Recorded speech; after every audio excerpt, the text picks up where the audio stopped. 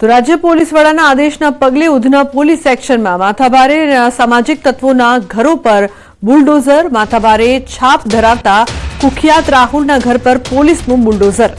અસામાજિક તત્વો સામે સુરત પોલીસે કરી છે લાલ આંખ। રાજ્ય પોલીસ વડાના આદેશ અને સુરત પોલીસ કમિશનરની સૂચના અન્વયે કાર્યવાહી કરવામાં આવી છે। ઉધના વિસ્તારમાં આવેલ આરોપીના ઘર પર બુલડોઝર અને ડિમોલિશનના હથોડા। આરોપી સામે કાયદાનો સકંજો વધુ મજબૂત રીતે કસાયો। આરોપી રાહુલ વિરુદ્ધ 23 જેટલા ગંભીર પ્રકારના ગુના। તો આરોપી વિરુદ્ધ હત્યા, મારામારી, ખંડણી, મિલકત પર કબજા સહિત ગંભીર પ્રકારના ગુના દાખલ છે। હાલ પણ આરોપી વિરુદ્ધ ગુજસી ટોકનો ગુનો રજીસ્ટર કરવામાં આવેલ છે।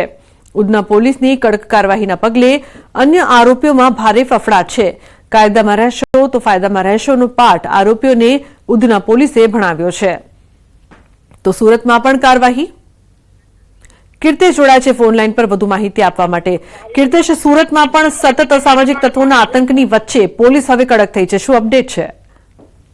ગુજરાતના ગૃહમંત્રી સુરતથી ધારાસભ્ય બનીને ગૃહમંત્રી બન્યા હતા, જ્યારે ગુજરાતમાં જ કાયદા વ્યવસ્થાને લઈને જો લગામ કસવામાં આવતી હોય તો ગૃહમંત્રીનું શહેર કેમ બાકી રહે? કારણ કે સુરતના ઉધના વિસ્તારમાં રાહુલ એપાર્ટમેન્ટ નામનો આરોપી છે કે જે 23 જેટલા ગંભીર ગુના, હત્યાનો પ્રયાસ, ખંડણી, લૂંટ સહિતના ગુનામાં સંડોવાયેલો છે। તેની કહી શકાય કે પોતાની છાપ માથાભારેની હતી, તેના પર સુરત પોલીસે ગુજસી ટોકનો ગુનો દાખલ કર્યો છે। પણ હવે જ્યારે ગુજરાતના ગૃહમંત્રીએ જે પ્રકારના આદેશ આપ્યા છે તેને લઈને સુરતની ઉધના પોલીસ એક્શન મોડમાં આવી છે અને રાહુલ એપાર્ટમેન્ટે પોતાના વિસ્તારમાં જે ગેરકાયદેસર મકાન બનાવેલા તેના પર ગુજરાતના સીએમ એટલે કે દાદાનું બુલડોઝર હવે સુરતમાં પણ ફરવાની શરૂઆત થઈ ચૂકી છે। કહી શકાય કે રાહુલ એપાર્ટમેન્ટ અનેક હત્યાઓ અને તેમાં પણ ગંભીર પ્રકારની હત્યાઓ, ખાસ કરીને સૂર્યા મરાઠી ગેંગ સાથે તેનો આંતક લાંબા સમયથી ચાલતો હતો। ડિંડોલી વિસ્તારમાં વાઘ નામની એક ગેંગ હતી, તેમાં પણ તેની હત્યાના ગુનામાં સંડોવાયેલો એટલે કે 23 જેટલા ગુનામાં સંડોવાયેલો આ માથાભારે ઇસમ હતો અને તેના પર લગામ કસવી પડે તેવી હતી। હાલમાં જ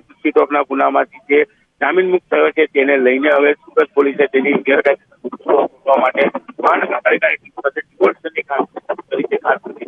આ ઘટના સુરતમાં કહી શકાય કે એક્શન મોડમાં આવ્યા બાદ ઉધના પોલીસે શરૂઆત કરી છે અને સુરત પોલીસ સાથે સુરત મહાનગરપાલિકાની ટીમ દ્વારા ડિમોલિશનની કામગીરી શરૂ કરવામાં આવી છે।